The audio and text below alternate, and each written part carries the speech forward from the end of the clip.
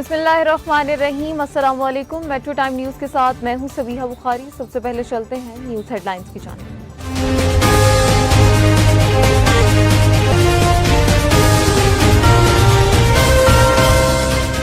मैं सिर्फ आप सबको कैबिनेट मेंबर्स को ये इसलिए बताना चाहता हूं कि आपको आइडिया हो कि किस किस्म की टैक्स एवेजन हो रही है, क्योंकि हमारे पास ये ऑटोमेशन नहीं है और ऑटोमेशन होने नहीं दी जा रही। सिर्फ जो शुगर इंडस्ट्री के ऊपर एफबीआर ने टैक्स लगाया है पिछले 5 साल में, वो 400 अरब रुपए का टैक्स।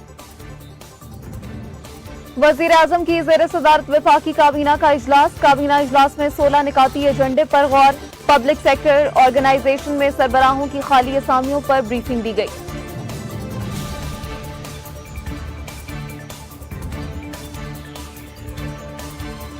सिंध हाई कोर्ट में फैसल वावदा की दरखास्त पर इलेक्शन कमीशन से जामे जवाब तलब कर लिया।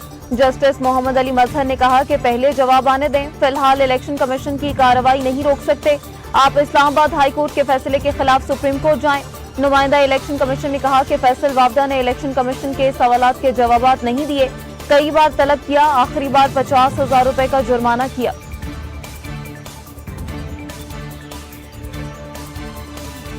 असम्बलियों से इस्तीफों पर पीडीएम तकसीम। हतमी फैसला आज के इजलास में होगा।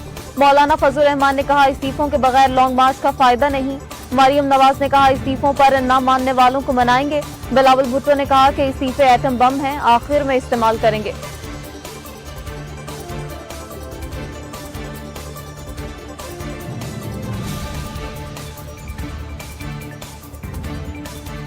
शहबाज गिल पर अंडे और स्याही फेंकने का मामला। लाहौर हाई कोर्ट ने वाकये का नोटिस ले लिया। जस्टिस मलिक शहजाद ने जिम्मेदारों के खिलाफ कार्रवाई का हुक्म दे दिया। रिमार्क्स में कहा हाई कोर्ट में आने वाला हर शख्स काबिल एहतराम है। शहबाज गिल पर स्याही और अंडे फेंकने पर तशवीश है।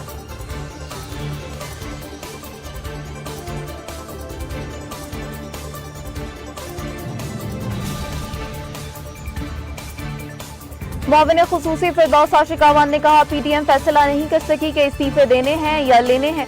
बातें मुल्क को बहरानों से निकालने की कर रहे हैं। मुल्क में बहरानों के जिम्मेदार यही मफाद परस्त और करप्ट गॉडफादर खुद हैं। करप्ट ओला सुन ले के इमरान खान ही 2023 तक वजीर आजम रहेंगे।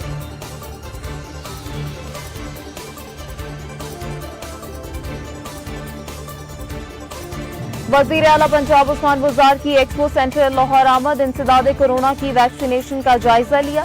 वजीर आला पंजाब का तब्दीली से मुतालिक सवाल। अपने काम से काम रखता हूँ, इधर उधर की बातों पर ध्यान नहीं देता।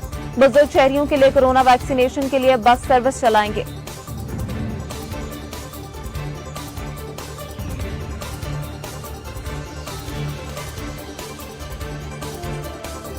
NA 75 डस्का दोबारा ज़िमनी इंतखाबात कराने का फैसला मुअत्तल करने की इस्तदा मुस्तरद।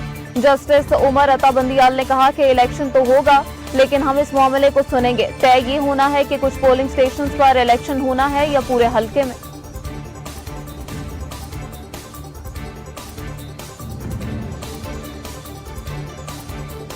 लॉन्ग मार्च से पहले ऑपोजिशन से मुस्ताफी होगी या नहीं, फैसले के लिए पीडीएम का सरबराही इजलास कुछ देर बाद। लॉन्ग मार्च से मुतालिक हिकमत अमली बनाई जाएगी। Chairman, deputy chairman senate election में शिकस्त का जायजा भी लिया जाएगा।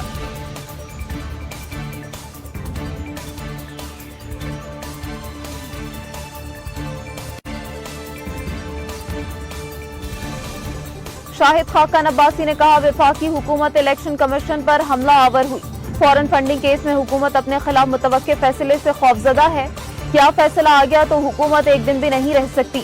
हुकूमत इलेक्शन कमीशन पर वजीर खजाना की हार का बोझ डालना चाहती है।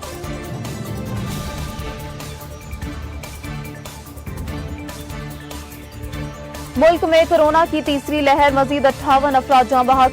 मरने वालों की मजमूई तादाद 13,595 हो गई। 24 घंटों में 2,500 अफराद में वायरस की तस्दीक। मजमूई केसेस की तादाद 6,09,000 से बढ़ गई।